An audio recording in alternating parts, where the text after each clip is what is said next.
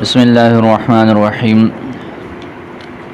وقد يحذف العائد اذا كان ضميرا لقيام قرينة نحو البر الكر ب60 درهم والثمن منوان بدرهم۔ کل آپ لوگوں نے یہ قاعدہ اور اصول پڑھ لیا کہ مبتدا کی خبر میں جیسے مفرد واقع ہو سکتا ہے، اسی طرح مبتدا کی خبر میں جملہ بھی واقع ہو سکتا ہے، لیکن جملہ اور مفرد میں فرق ہے، اور وہ یہ ہے کہ مفرد مستقل بذات نہیں ہوتا، وہ محتاج ہوتا ہے اپنا وجود برقرار رکھنے کے لیے مبتدا کا، اس وجہ سے وہ لازمی طور پر جڑا ہوا ہونا اس کا ضروری ہے، جوڑ کا پایا جانا وہاں پر ضروری ہے، اس کی ذات ہی اس کے لیے محتاج ہے۔ اور خبر یہ مستقل بالذات ہے، اس کو کسی اور کے سہارے کی ضرورت نہیں ہے، اس کو کسی اور کے ساتھ جڑنے کی ضرورت نہیں ہے، لہذا ایک زائد چیز، ایک اضافی چیز کا پایا جانا ضروری ہے، جس کے ذریعے سے اس خبر کو جو جملہ کی شکل میں ہے اس کو مبتدا کے ساتھ جوڑ لیا جائے۔ چنانچہ اس کے لیے آپ لوگوں نے پڑھ لیا کہ جی عائد کا پایا جانا ضروری ہے۔ عائد کا مطلب کوئی ایسی چیز جو اس خبر کو، اس جملے کو ماقبل والے مبتدا کے ساتھ جوڑ دے۔ اس کی کئی صورتیں آپ لوگوں نے پڑھ لی۔ سب سے زیادہ مستعمل صورت ضمیر کی ہے کہ جی اس مبتدا، اس خبر میں جو ہے وہ ضمیر ہو۔ اسی طرح اس کے علاوہ آپ لوگوں نے پڑھ لیا الف لام کے بارے میں، اسم ظاہر کو رکھ لیا جائے ضمیر کی جگہ پر، یا اس طرح وہ جو خبر ہے وہ مبتدا کی وضاحت ہو، مبتدا کی تفسیر ہو، یہ ساری صورتیں کس کی ہیں؟ عائد کی ہیں۔ لہذا آگے مصنف رحمۃ اللہ علیہ نے اس عائد کے بارے میں ایک حکم بیان فرمایا، وقد يحذف العائد اذا كان ضمیرا، اگر کوئی قرینہ موجود ہو، یہ جس جملہ کو ہم خبر بنا رہے ہیں، اس جملہ کے خبر ہونے پر کوئی قرینہ ایسا موجود ہے کہ عائد کو ذکر کیے بغیر بھی یہ پتہ چل جاتا ہے کہ یہ اس مبتدا کے لیے خبر ہے، وہاں پر اس عائد کو حذف کریں گے۔ لیکن عائد کی جو مختلف صورتیں آپ لوگوں نے پڑھی ہیں، ان میں سے صرف ضمیر کا حذف ہو سکتا ہے، باقیوں کا نہیں ہو سکتا۔ وجہ کیا ہے؟ وجہ یہ ہے کہ ضمیر کا استعمال بطور عائد کے یہ اکثر ہے، شائع ہے اور کثیر الاستعمال ہے، لہذا اگر کسی موقع پر ضمیر کو ہم حذف بھی کر لیں پھر بھی اس کی طرف ذہن جا سکتا ہے۔ لیکن اگر ایک چیز ایسی ہے جو باقی صورتیں ہیں وہ قلیل الاستعمال ہیں، نادر ہیں استعمال میں، کہ جی اب دیکھیں قرآن پاک میں الحاقۃ ملحاقہ ہے، اور اس طرح کی کتنی آیتیں ہیں، القاریات ملقارعہ ہے، اور بولے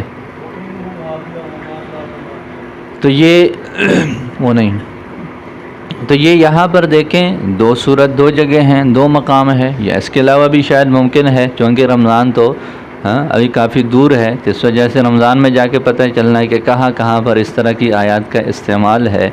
تو بہرحال یہ دو ہیں یا تین ہیں یا زیادہ سے زیادہ 5 ہیں، لیکن اگر ہم عائد کو بصورت ضمیر کے دیکھیں تو شاید ہمیں ہر صفحے کے اندر کئی جگہ مل جاتی ہیں کہ جی وہاں پر عائد بطور ضمیر کے استعمال ہے، تو لہٰذا یہ ضمیر کا استعمال اکثر ہے، ضمیر کے علاوہ الف لام کا استعمال ہے، اسم ظاہر کا استعمال ہے، خبر بطور تفسیر کے ہو، یہ قلیل ہے۔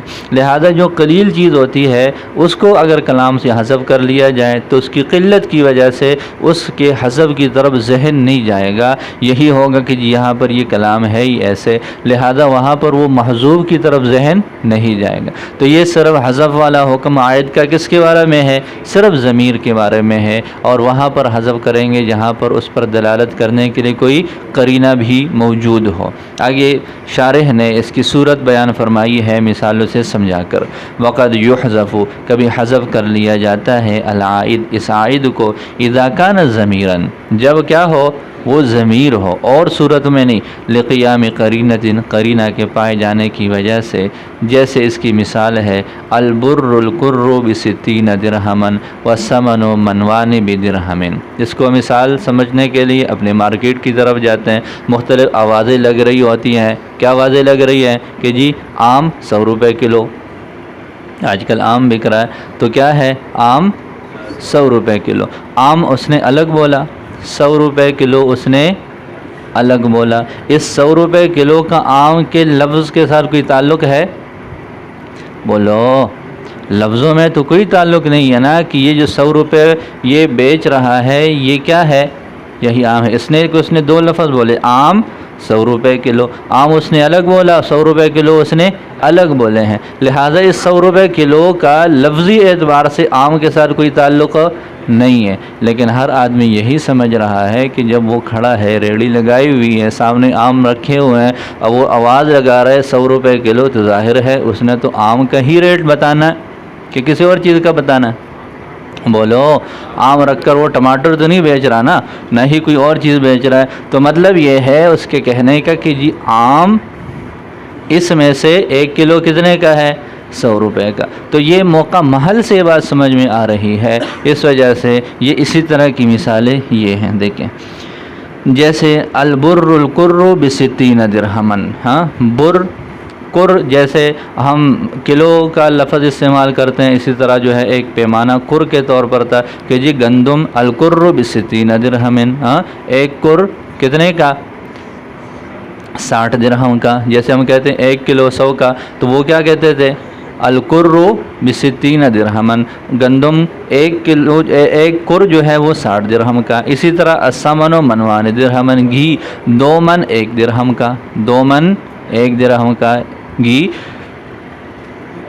1 درہم کے 2 من۔ تو لہذا اس طرح یہ آواز لگا رہا ہے۔ یہ آواز جب لگا رہا ہے تو دیکھیں البر یہ مبتدا ہے، القر بستین درہما یہ اس کی خبر ہے، یہ پورا جملہ ہے۔ الثمن مبتدا ہے، منوان بدرہم کیا ہے؟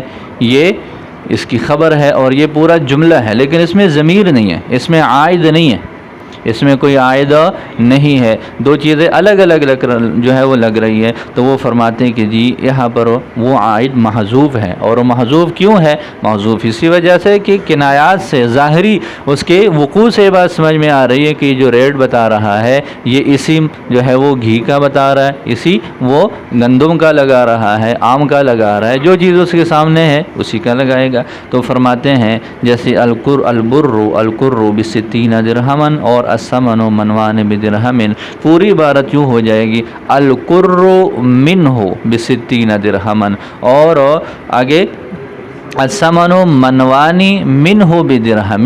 تو یہ منہ کا لفظ کہ جی یہ جو آم ہے اس میں سے 1 کلو اتنے کا ہے، یہ جو گندم ہے اس میں سے 1 پیمانہ اتنے کا ہے، یہ جو گھی ہے اس میں سے 1 جو ہے وہ پیمانہ یہ اتنے کا ہے۔ تو یہ عبارت یہاں پر محذوف ہے بقرینتی، اس بات کی قرینہ سے ان بائع البر والثمن کہ گندم اور گھی کا بیچنے والا لا یسعر غیرہما وہ کسی اور چیز کا ریٹ نہیں بتا رہا۔ تو یہ اس طرح یہ قرینہ کے وقت اس کو حذف بھی کیا جا سکتا ہے۔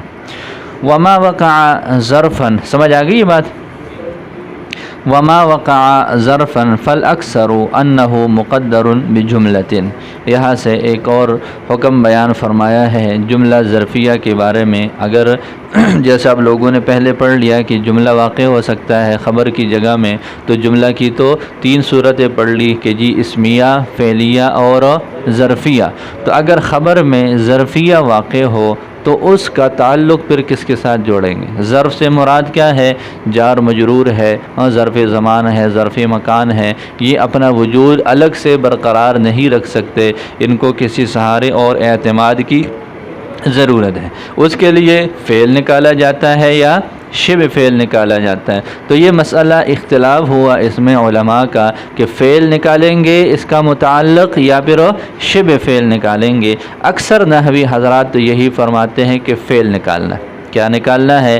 فعل نکالنا ہے۔ کیوں فعل نکالیں گے؟ فعل اس وجہ سے نکالیں گے کہ یہ جو ظرف ہے، جار ہے، مجرور ہے، زمان اور مکان ہے، یہ ان کو چاہیے عامل، اگر ظرف زمان اور مکان ہے تو وہ منصوب ہوں گے، جار اور مجرور ہے تو انہوں نے بھی جڑنا ہوتا ہے عامل کے ساتھ، تو عامل کی ضرورت ہے۔ اور عمل کرنے میں اصل کیا ہے؟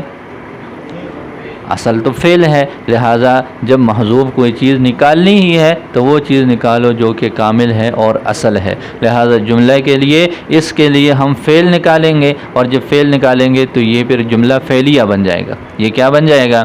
جملہ فعلیہ۔ تو لہٰذا جیسے زید فی الدار ہے، جیسے کیا ہے؟ زید فی الدار ہے، یا زید خلف کا ہے، یا زید امام کا ہے، ان میں سے خلف، امام اور فی الدار کے لیے کیا نکالیں گے؟ جمہور حضرات فرماتے ہیں کہ فعل نکالیں گے، اور پھر وہ فعل فاعل اور یہ جو ہے اس کے ساتھ ظرف مل کر یہ جملہ فعلیہ ہو جائے گا۔ اور ان کی بات کی دلیل سمجھ آ گئی کہ جی عامل کی ضرورت ہے تو عامل وہی نکال لو جو عمل میں اصل ہے، تو یہ ان کی دلیل ہے۔ تو دیکھو یہاں تک، پھر آگے کرتے ہیں۔ وما وقع ظرفن، وما وقع ظرفن، ما سے مراد یہاں پر جو ہے وہ اسم موصولہ ہے، اور اس سے مراد خبر ہے، اس سے مراد کیا ہے؟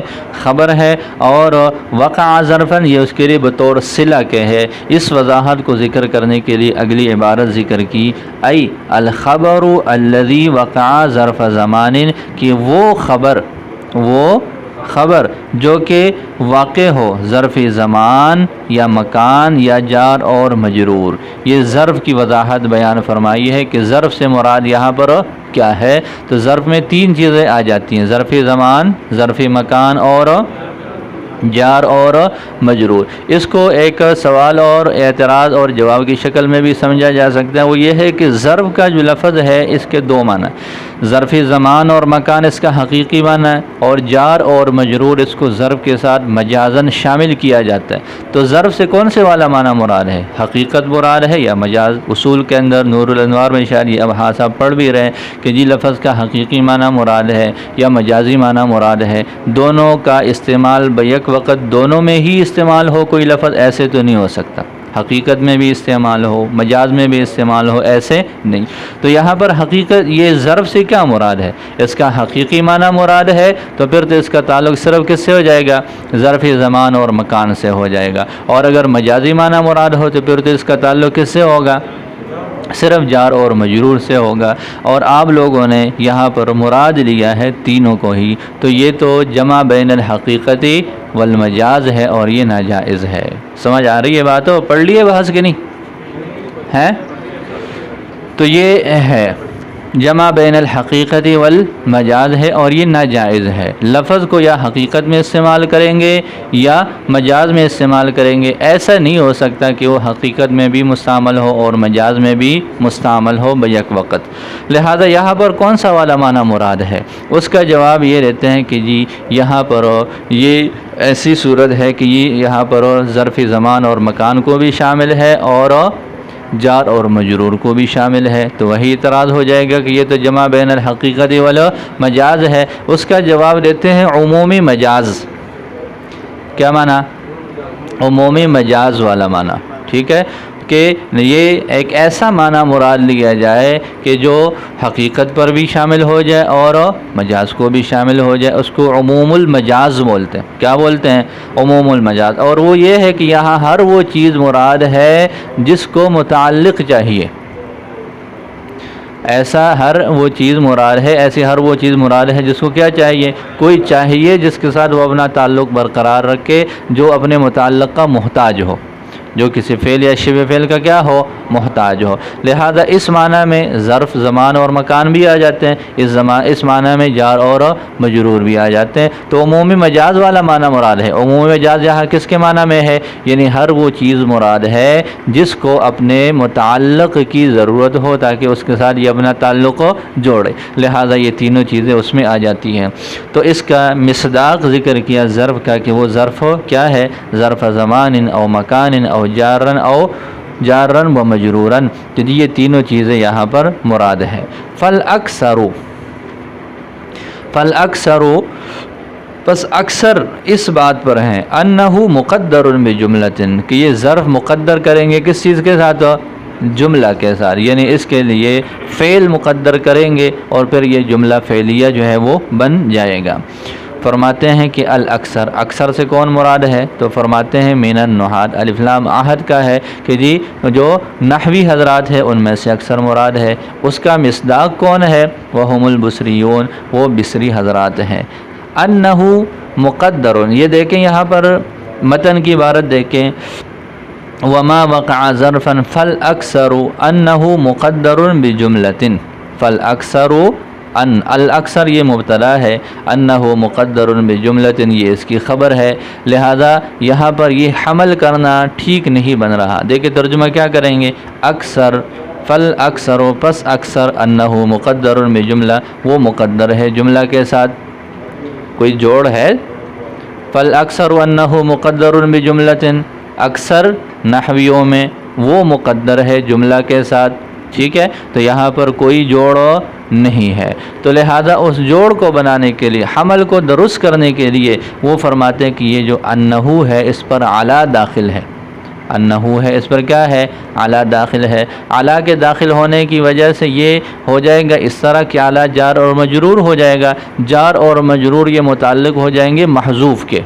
کس کے ہو جائیں گے، محذوف کے ہو جائیں گے، لہذا اس محذوف کے اندر ایک تو ضمیر ہوگی جو مبتدا کی طرف لوٹے گی اور آپس میں ان کا جو ہے وہ تعلق بھی بن جائے گا۔ تو فرماتے ہیں فالاکثر، تو اکثر حضرات علی انہ اس موقف پر ہیں، اس جو ہے وہ بات پر ہیں کہ انہ مقدر بجملۃ، کہ یہ جو خبر ہے جو ضرب میں واقع ہو یہ مقدر ہے جملہ کے ساتھ۔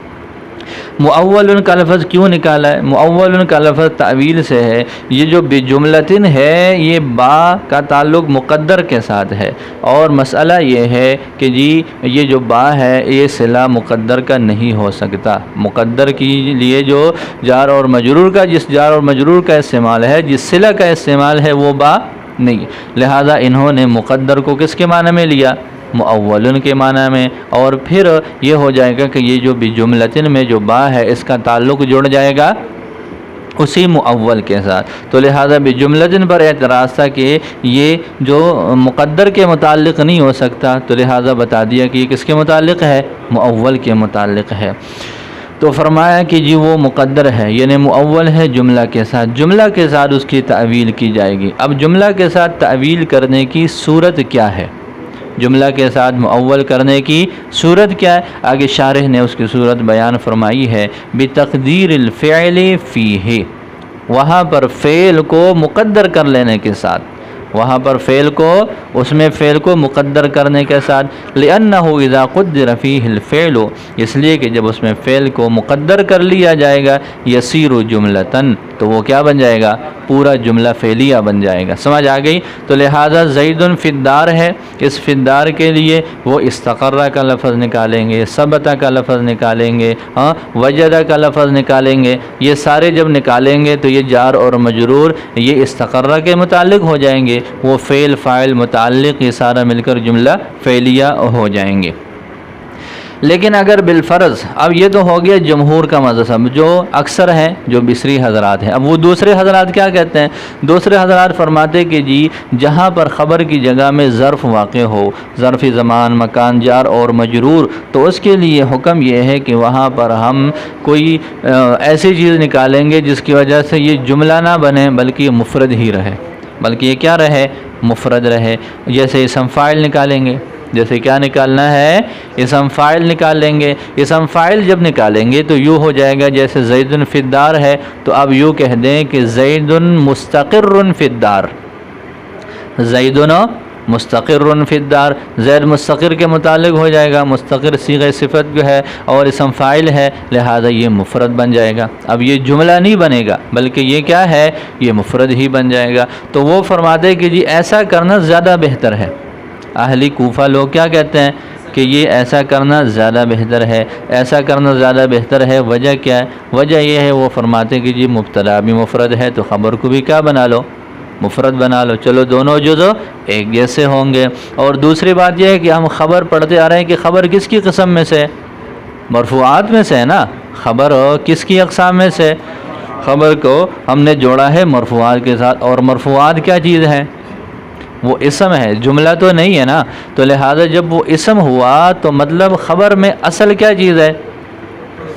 خبر میں اصل مفرد ہونا ہے، اسم ہونا ہے، لہذا خبر کی اصلیت کی طرف دیکھتے ہوئے اس کو وہ بتاتے ہیں کہ جی اس کو مفرد ہی بناتے ہیں، اس کو جملہ نہیں بتاتے ہیں۔ دیکھیں بخلاف اس صورت کے اذا قدر فیہ اسم الفاعل، جب اس میں اسم فاعل کو مقدر کر لیا جائے، کما ہوا مذہب العقل، جیسا کہ عقل حضرات کا مذہب ہے، وہم الکوفیون، اور وہ کون ہیں؟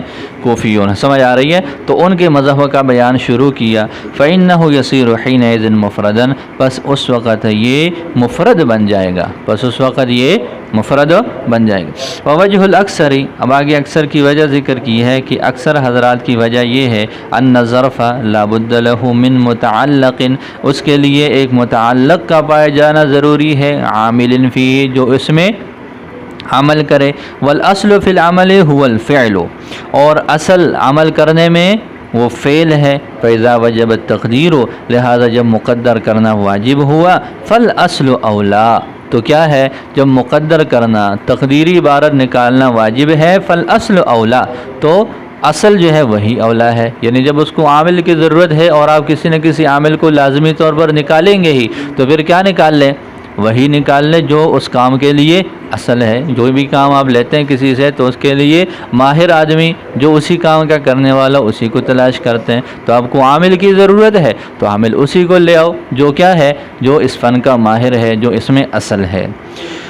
ووجہ الاقل، اور جو عقل ہیں یعنی کوفی حضرات ہے، ان کی وجہ یہ ہے انہو خبر، کہ جی یہ خبر ہے، والاصل فی الخبر الافراد، اور اصل خبر میں مفرد ہونا ہے، لہذا اصل کا اعتبار کریں گے، پھر یہ خبر ہے اور یہ مرفوعات میں سے ہے جو اسم ہے، لہذا ان وجوہات کی وجہ سے وہ اس بات کے قائل ہیں۔ جی یہ بات سمجھ آ گئی؟ تو خلاصہ کیا نکلا؟ خلاصہ یہ نکلا کہ جب خبر کی جگہ میں ظرف واقع ہو تو پھر کیا بنائیں گے؟ اس کو جملہ بنائیں گے یا اس کو مفرد بنائیں گے؟ اہل بصرہ جو اکثر ہے وہ یہ فرماتے ہیں کہ جی اس کو جملہ فعلیہ بنائیں گے، فعل نکالیں گے۔ جو اہل کوفہ ہے وہ فرماتے ہیں کہ جی یہاں پر اسم فاعل نکالیں گے، ہاں کوئی صیغہ صفت نکالیں گے تاکہ یہ مفرد ہی رہے، یہ جملہ نہ رہے، تاکہ مبتدا اور خبر میں مطابقت ہو اور خبر اپنی اصل وضع جو کہ مفرد ہونا ہے اس پر بھی برقرار رہے۔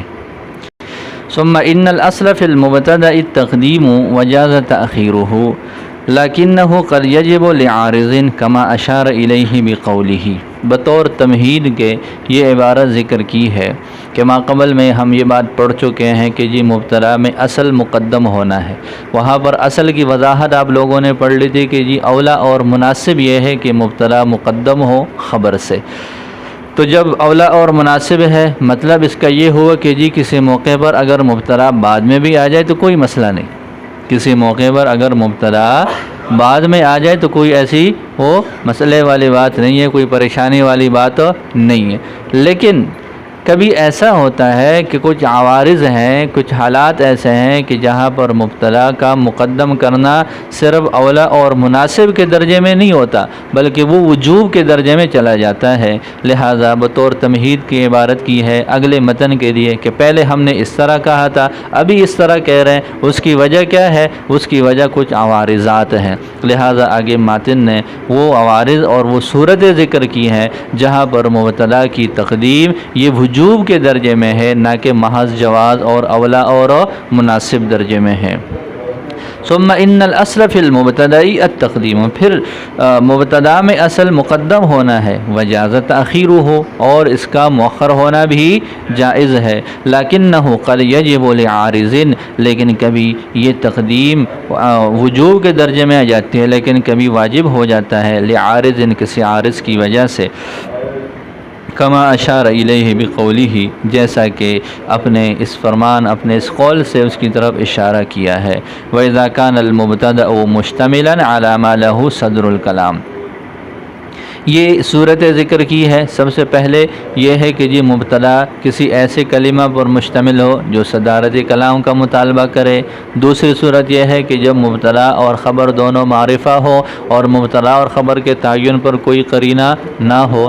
تیسری صورت یہ ہے کہ مبتدا اور نکرہ دونوں نکرہ مخصصہ ہیں اور کسی ایک کے مبتدا بننے پر کوئی قرینہ نہیں ہے۔ اور اگلی صورت یہ ہے کہ جہاں پر مبتدا کے بعد جو فعل آ رہا ہو اس فعل کا تعلق مبتدا سے ہی ہو، اس فعل کا تعلق مبتدا سے ہو۔ یہ چار صورتیں ہیں جہاں پر اس کو یعنی مبتدا کو مقدم کرنا یہ واجب ہے۔ بالکل آسان سی صورتیں ہیں، دیکھو وَإِذَا كَانَ الْمُبْتَدَأُ مُشْتَمِلًا، اور جب مبتدا مشتمل ہو جائے عَلَى مَا لَهُ صَدْرُ الْكَلَامِ، کسی ایسا کلمہ پر جو صدارتی کلام کو چاہے، عَلَى مَا لَهُ صَدْرُ الْكَلَامِ جس کے لیے ثابت ہے، جس کے لیے ثابت ہے صدر الکلام، کلام کا آغاز، کلام کی ابتدا۔ تو پہلی صورت آ گئی کہ وہ مقام جہاں پر مبتدا مشتمل ہو کسی ایسے کلمہ پر جو صدارت کو چاہے۔ صدارت کو چاہنے کا کیا مطلب کہ وہ ایسے کلمات ہے کہ ان کو جملے کے آغاز میں ذکر کیا جاتا ہے، جیسے قسم ہے، سمجھ آ رہی ہے، اسی طریقے پر تمنی ہے، اسی طرح جو ہے وہ استفہام ہے، یہ شرط ہے، اسماء شرط، یہ بہت سارے ایسے الفاظ ہیں عربی کلام میں جن کو جب بھی ذکر کیا جاتا ہے تو جملے کے آغاز میں ذکر کیا جاتا ہے۔ تو اگر مبتدا واقع ہونے والا کلمہ ان میں سے کوئی ایک ہو تو پھر ایسا کرنا ضروری ہے کہ ان کو مقدم کر لیا جائے۔ ایسے کیوں کرتے ہیں؟ ایسے اس وجہ سے کرتے ہیں کہ جی صدر صاحب کی صدارت پھر خطرے میں پڑ جائے گی اگر ہم اس کو بعد میں ذکر کریں گے، تو اس صدارت کو بچانے کے لیے اس کو ضروری ہے کہ پہلے ہی ذکر کریں۔ دیکھ وَإِذَا كَانَ الْمُبْتَدَأُ مُشْتَمِلًا، جب مبتدا مشتمل ہو جائے عَلَى مَا لَهُ صَدْرُ الْكَلَامِ کسی ایسے کلمہ پر جو صدارتی کلام، جس کے لیے صدارتی کلام ہے۔ اب یہ آگے عَلَى کے بعد مَا لَهُ صَدْرُ الْكَلَامِ کی جو عبارت ہے اس کی وضاحت فرمائی ہے کہ یہ جو ما ہے یہ مانن کے معنی میں ہے۔ ما کس کے معنی میں؟ مانن کے معنی میں۔ لہو صدر الکلام، یہاں پر وجب فعل محذوف ہے، یہاں پر وجب فعل محذوف ہے، یوں عبارت ہو جائے گی مشتملاً علی معنن، مشتملاً علی معنن لہو وجب لہو صدر الکلام، کہ یہ وہ مبتدا مشتمل ہو، مبتدا میں واقع ہونے والا کلمہ مشتمل ہو علی معنن، ایک ایسے معنی پر وجب لہو صدر الکلام جس کے لیے ثابت ہے صدری کلام۔ لہذا کیا بات ثابت ہوگی؟ ما یہاں پر جو ہے وہ موصوفہ ہے، معنن کے معنی میں ہے، لہو صدر الکلام پورا جملہ ہے، فعل یہاں پر محذوف ہے جو مل کر اس معنن کے لیے بطور صفت کے ہے۔ کل استفہامی، جیسے کہ استفہام ہے، جیسے کہ کیا ہے؟ استفہام ہے۔ دیکھیے آگے حاشیہ میں دیکھیے، قسم ہے، تمنی ہے، ترجی ہے، ضمیر الشان ہے، لام ابتدا ہے، شرط ہے، یہ ساری چیزیں ایسی ہیں کہ ان کے ادوات کو کلام میں آغاز چاہیے، صدارت چاہیے۔ فَإِنَّهُ يَجِبُ حِينَئِذٍ، پس بے شک اس وقت واجب ہے تقدیمہ، اس کو مقدم کرنا، حفظاً لصدارتہ، اس کی صدارت کی حفاظت کے لیے۔ مثل من ابو کا، جیسے یہ من ابو کا ہے، جیسے کیا ہے؟ من ابو کا۔ آگے فَإِنَّ من سے انطباق ذکر کیا ہے کہ پس بے شک من مبتدا، یہ مبتدا ہے، مشتمل علی ما لہ صدر الکلام، یہ مشتمل ہے ایک ایسے معنی پر جس کو ثابت ہے صدر کلام، وہو الاستفہام، اور وہ کیا ہے؟ وہ استفہام ہے۔ یہ بات سمجھ آ گئی؟ اب آگے فَإِنَّ مَعْنَاهُ أَهَذَا أَبُوكَ، امزاکہ سے ایک اعتراض ہے۔ اعتراض یہ ہے کہ جی من ابوکا میں من یہ ایک ادوات استفہام ہے، من نکرہ ہے، اور یہاں پر ابوکا جو ہے یہ معرفہ ہے، مضاف اور مضاف الیہ ہے، معرفہ کی طرف اضافت ہے۔ تو یہ تو قاعدہ اور ضابطہ ہے کہ دو جز ہیں اور ایک جز معرفہ ہو اور ایک نکرہ ہو تو پھر مبتدا کس کو بناتے ہیں؟ معرفہ کو بناتے ہیں۔ دو کلمے ہیں، ایک جگہ واقع ہیں، دونوں جڑ بھی سکتے ہیں آپس میں اسناد کی نسبت کے ساتھ، ایک معرفہ اور ایک نکرہ، تو کیا کرتے ہیں؟ بولو، معرفہ کو مبتدا بناتے ہیں۔ تو یہاں پر تو من نکرہ ہے، استفہام میں جب واقع ہو تو یہ ایک اسم نکرہ ہے، لہٰذا یہ نکرہ کو ہی کیوں مبتدا بنانا ہے؟ ایسے کر لو، اس کو خبر مقدم بنا لو اور ابوکا کو مبتدا مؤخر۔ تو اس کا جواب یہ دیا ہے انہوں نے کہ من ظاہری اعتبار سے لفظی طور پر تو نکرہ ہے لیکن معنوی اعتبار سے یہ بھی معرفہ ہے۔ معنوی اعتبار سے یہ بھی من ابو کا معنی یہ ہے کہ احاذا ابو کا امزا کا ابو کا، احاذا ابو کا ام ذا کا ابو کا۔ من ابو کا مطلب کئی لوگ ہیں، ٹھیک ہے، اب وہ پوچھ رہے ہیں من ابو کا، آپ کا اب کون ہے ان میں سے؟ تو وہ یوں کہنا چاہتا ہے کہ یہ آپ کے والد ہیں، یا یہ آپ کے والد ہیں، یا یہ والے آپ کے والد ہیں، لہٰذا یہ عبارت بن جاتی ہے لمبی۔ اس لمبی عبارت سے بچنے کے لیے کیا کہہ دیا؟ من ابو کا۔ تو یہ من اصل میں حاذا کے معنی میں ہے جو کہ وہ معرفہ ہے۔ دیکھیں فَإِنَّ مَعْنَاهُ، پس بے شک اس کا معنی احاذا ابو کا امزا کا ابو کا ہے، ٹھیک ہو گیا۔ وہ ابو کا خبرہ، اور یہ جو ابو کا ہے من مبتدا ہے اور ابو کا اس کے لیے خبر ہے۔ وَهَذَا مذہب سیبوی، یہ امام سیبوی کا مذہب ہے۔ یہ جو آپ لوگوں نے پڑھ لیا یہ کن کا مذہب ہے؟ باقی کچھ دوسرے حضرات وہی فرماتے ہیں جو اعتراض میں اب لوگوں نے پڑھ لیا کہ من نکرہ ہے، اس کو ہم خبر مقدم بنا لیں گے اور ابوکا کو مبتدا مؤخر بنا لیں گے۔ تو فرماتے ہیں کہ، اور پھر وہ فرماتے ہیں کہ من یہ پھر یہاں پر مقدم کیا جائے گا اس لیے کہ یہ ادوات استفہام میں سے، تو خبر کی تقدیم کی وجوبی صورت بن جائے گی۔ وہ کیا فرماتے ہیں کہ یہ خبر کے تقدیم کی وجوبی صورت بن جاتی ہے۔ تو فرماتے ہیں کہ وَذَهَبَ بَعْضُ النُّحَاةِ، بعض نحوی اس بار کی طرف گئے ہیں إِلَىٰ أَنَّ أَبُوكَ، کہ بے شک یہ جو ابوکا کا کلمہ ہے یہ مبتدا ہے، لِكَوْنِهِ معرفہ، اس کے معرفہ ہونے کی وجہ سے، وَمَنْ خَبَرُهُ، اور من اس کے لیے خبر ہے، الواجب تقدیمہ علی المبتدئی، وہ خبر جس کا مقدم کرنا واجب ہے مبتدا پر، لتضمنہ معنی الاستفہام، استفہام کے معنی کو متضمن ہونے کے لیے۔ ایک صورت سمجھ آ گئی۔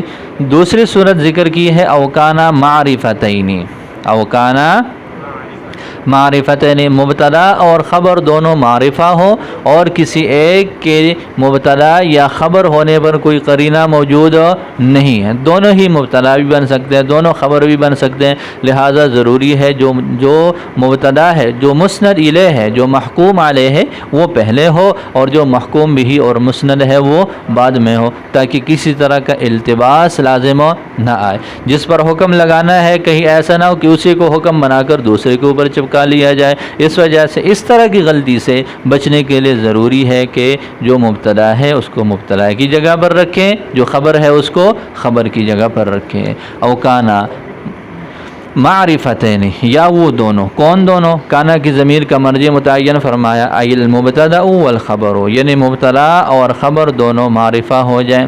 اب معرفہ کی آپ لوگ پڑھ لیں گے، پڑھ بھی لیا ہوگا کہ معرفہ کی کتنی قسمیں ہیں؟ 7 قسمیں۔ ان میں سے کچھ کا معرفہ ہونا زیادہ ہے اور کچھ کا کم ہے۔ اب اگر بالفرض ایسے ہو کہ ایک کے اندر جو تعریف کا درجہ ہے، جو اس کا معرفہ ہونا ہے وہ قوی ہے، اور دوسرے میں کیا ہے؟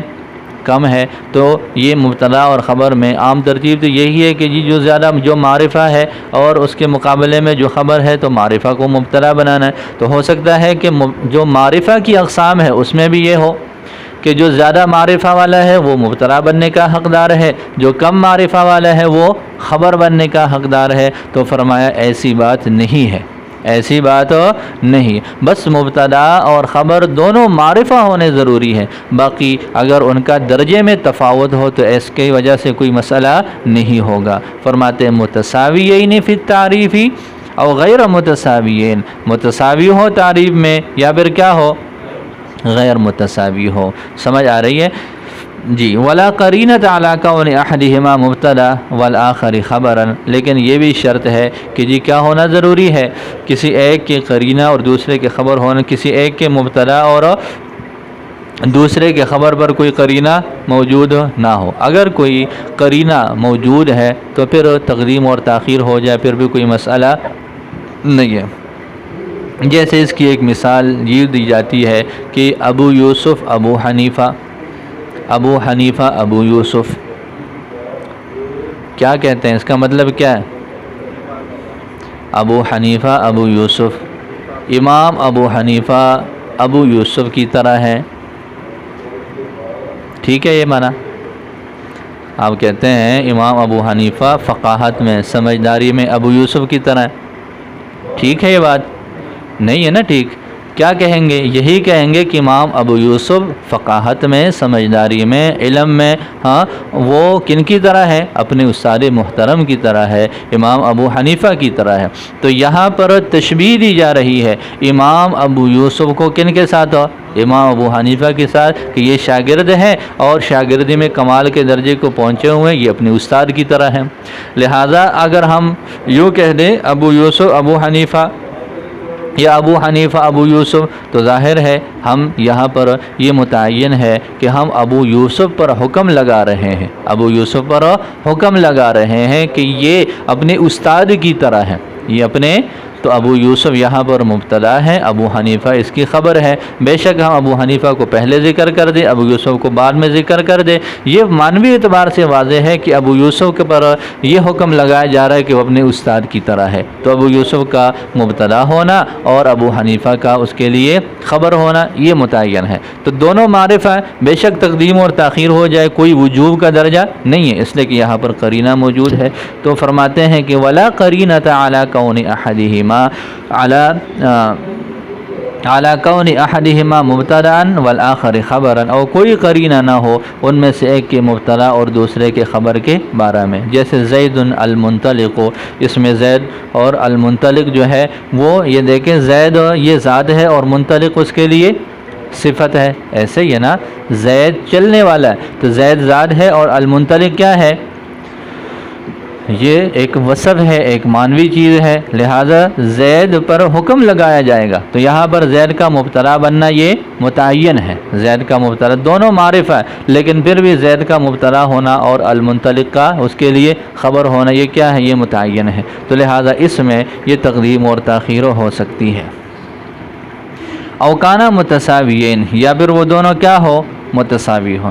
پھر اس میں برابری بھی ہو سکتی ہے، اس کو قرینہ بھی بتایا جا سکتا ہے اور اس کو جو ہے وہ دونوں برابری کے درجے میں بھی لا سکتے ہیں کہ زید بھی معرفہ، المنطلق بھی معرفہ، یوں بھی کہہ سکتے ہیں کہ المنطلق زید، چلنے والا کون ہے؟ یہ موقع محل کے اعتبار سے یوں وضاحت کی جا سکتی ہے کہ کوئی چلنے والا سامنے آ گیا، ٹھیک ہے، اب چلنے والے کے بارے میں حکم لگانا ہے کہ وہ زید ہے، یا زید پر حکم لگانا ہے کہ وہ المنطلق ہے، تو موقع محل کے اعتبار سے اس کی وضاحت ہو سکتی ہے۔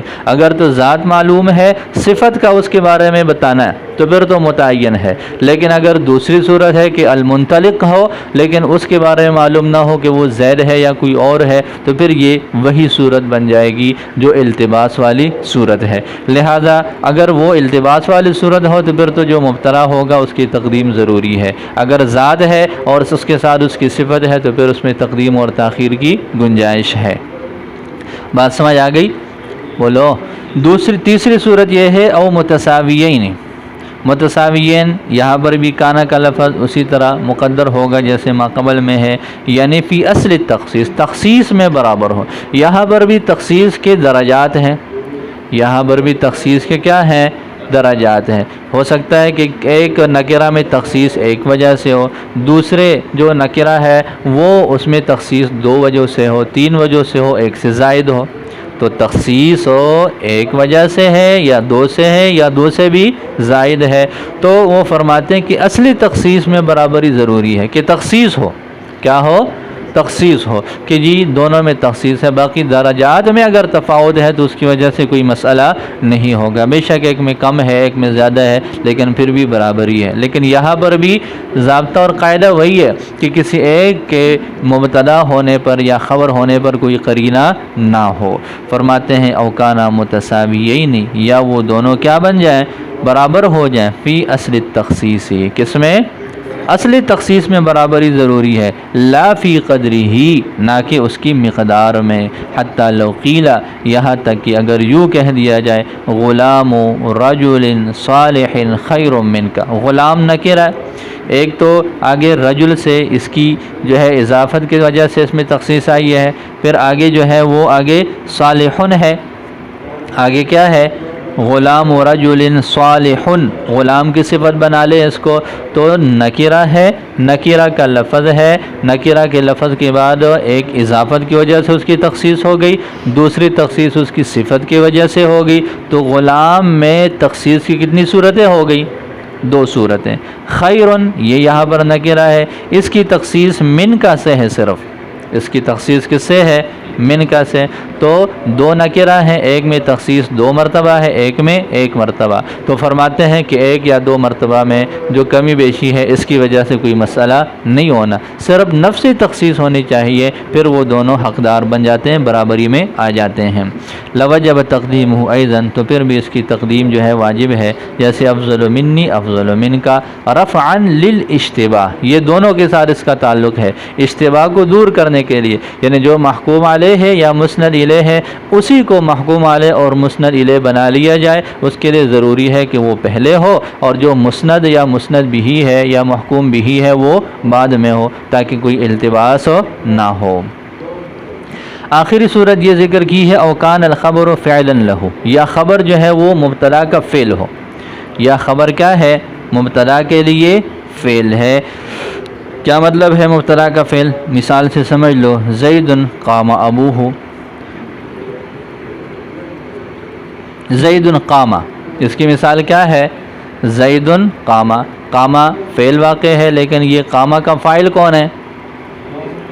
بولو، وہی ہے نا جو مبتدا واقع ہے.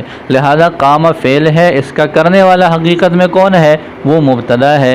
اب اس میں ضمیر ہوگی جو مبتدا کی طرف لوٹے گی. تو لہذا جب ایسی صورت ہو تو پھر بھی مبتدا کو مقدم کرنا یہ ضروری ہے. اس کی وجہ آگے ذکر کی ہے کہ ایسا کیوں کرنا ہے.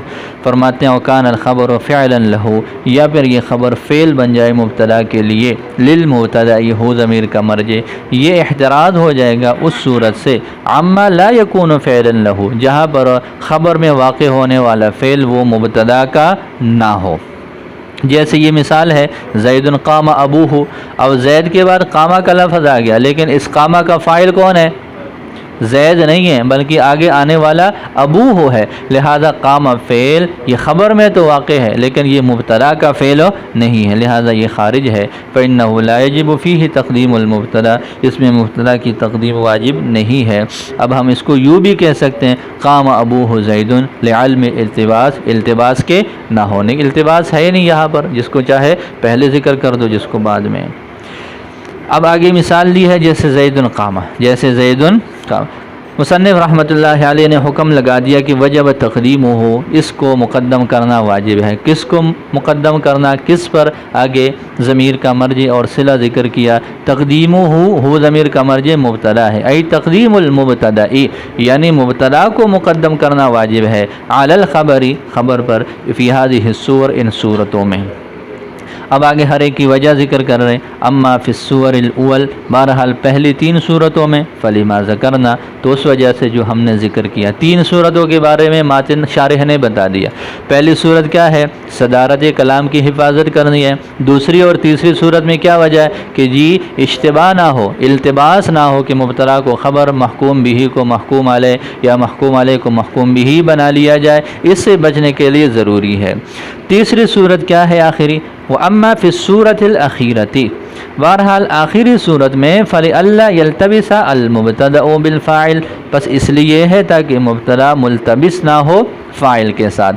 اب کہتے ہیں زید قامہ، کیا پڑھتے ہیں؟ زید قامہ. اب اس زید قامہ کو اگر آپ یوں کہہ دو قام زید، زید قامہ کو آپ نے کیا کہہ دیا؟ قام زید. تو زید مبتدا ہے، قام اس کی خبر ہے. اب آپ نے اسی مبتدا اور خبر میں الٹ پلٹ کر کے یوں کہہ دیا قام زید، تو ہر دیکھنے والا یہی سمجھے گا کہ قام فعل ہے اور زید اس کا فاعل ہے. تو اگر یہ دونوں مفرد ہوں تو پھر تو اس کا التباس کس کے ساتھ لازم آ رہا ہے؟ مبتدا کا التباس یہ فاعل کے ساتھ لازم آ رہا ہے. اس سے بچنا ضروری ہے. فرماتے ہیں فَلِأَلَّا يَلْتَبِسَ الْمُبْتَدَا، تاکہ یہ مبتدا ملتبس نہ ہو فاعل کے ساتھ. اذا كان الفعل مفردا، جب کہ فعل مفرد ہو، مثل زید قامہ، جیسے زید قامہ کی مثال ہے. فإنه اذا قیل، پس بے شک جب کہا جائے گا قام زید التبس المبتدأ بالفاعل، اب یہ مبتدا ملتبس ہو جائے گا کس کے ساتھ؟ فاعل کے ساتھ. یہ مفرد صورت میں. اور اگر بالفرد صورت بن جاتی ہے تثنیہ یا جمع کی، اگر صورت کس کی بن جاتی ہے؟ جیسے الزیدانی قاما، الزیدون قامو. اب اس الزیدان اور الزیدون کو اگر ہم بعد میں ذکر کر کے یوں کہیں کہ قاما الزیدانی قامو الزیدون۔ تو اس طرح کی جب عبارت ہوتی ہے تو اہل نحو کے ہاں اختلاف ہے، اور وہ یہ ہے کہ ایک تو یہ ہے کہ جی یہ مبتدا اور خبر ہے، لیکن ایک اور بھی وہ وضاحت کرتے ہیں، وہ یہ ہے کہ قاما الزیدان میں جو قاما میں الف ہے، ضمیر ہے، ہما ضمیر، یہ مبدل منہ ہے، اور یہ الزیدان اس سے بدل ہے۔ کچھ حضرات تو یوں اس کی تعبیر کرتے ہیں کہ جی یہ قاما الزیدان اور قامو الزیدون میں جو ضمیر ہے وہ مبدل منہ ہے، اور بعد والا اسم ظاہر اس کے ساتھ کیا ہے، وہ بدل ہے، تو مبتدا کا التباس لازم آئے گا کس کے ساتھ ہو، بدل کے ساتھ۔ ایک تو یہ خرابی، کچھ پھر جو ہے وہ کچھ حضرات یہ فرماتے ہیں کہ یہ فاعل ہی ہے، کچھ حضرات یہ بھی فرماتے ہیں کہ قاما الزیدان میں یہ الزیدان قاما کا فاعل ہے، یہ جو الف ہے، اسی طرح قامو الزیدون میں زیدون فاعل ہے، اور یہ جو واو ہے وہ فرماتے ہیں کہ یہ الف اور واو محض ایک نشانی ہے اس بات پر کہ یہاں پر فعل کا فاعل تثنیہ یا جمع ہے۔ جیسے آپ لوگوں نے یوں پڑھ لیا کہ ضربت فاطمہ، کیا پڑھا، ضربت فاطمہ، یہ ضربہ کے ساتھ تا جو لفظ کا استعمال ہے، تا ساکنہ، یہ کس چیز کے لیے، اس بات پر بتانے کے لیے، اس نشانی کو دینے کے لیے کہ یہ ضربت کا جو فاعل ہے وہ مؤنث ہے۔ تو وہ فرماتے ہیں کہ قاما الزیدان اور قامو الزیدون میں الف اور واو کا آنا یہ محض علامت ہے اس بات کے لیے کہ ان کا جو فاعل ہے وہ تثنیہ اور جمع ہے، باقی فاعل وہی ہے جو بعد میں اسم ظاہر ہے۔ تو جو حضرات بدل کے قائل ہیں مبتدا کا التباس بدل کے ساتھ لازم آئے گا تثنیہ اور جمع میں، اور جو حضرات فاعل کے قائل ہیں تو پھر مبتدا کا التباس لازم آئے گا فاعل اور مبتدا کا آپس میں۔ تو اس التباس سے بچنے کے لیے وہ ضروری ہے، فرماتے ہیں کہ جی ایسی صورت میں کیا کرنا ہے، ذرا کو پہلے اور خبر کو بعد میں۔ ترجمہ دیکھو، فَإِنَّهُ إِذَا قِيلَ او بالبدل، یا پھر اس کا التباس لازم آئے گا بدل عن الفاعل کے ساتھ جب وہ مثنیٰ ہو یا پھر جمع ہو۔ فَإِنَّهُ إِذَا قِيلَ، پس اس لیے کہ جب کہہ دیا جائے جیسے الزیدان قاما اور الزیدون قامو میں قاما الزیدان یا قامو الزیدون کہہ دیا جائے تو یحتمل، یہ اس بات کا احتمال رکھتا ہے ان یکون الزیدان، کہ یہ جو زیدان اور زیدون ہے یہ بدل ہو جائے عن الفاعل، فاعل سے، فالتبس المبتدا به، لہذا مبتدا ملتبس ہو جائے گا فاعل کے ساتھ، بدل کے ساتھ، او بالفاعل، یا پھر یہ ملتبس ہو جائے گا فاعل کے ساتھ، علی ھذا التقدیر ایضاً، اس تقدیر کے مطابق بھی، علی قول من، ان لوگوں کے قول کے مطابق، من یجوز، جو اس بات کو جائز قرار دیتے ہیں، کون الالف والواو حرفا، کہ جی الف اور واو یہ حرف ہیں، دلالت کرنے والے ہیں علی تثنیۃ الفاعل و جمعہ، فاعل کے تثنیہ یا جمع ہونے پر، جیسے کہ التا ہے تا کی طرح ضربت ہندن میں۔ چلو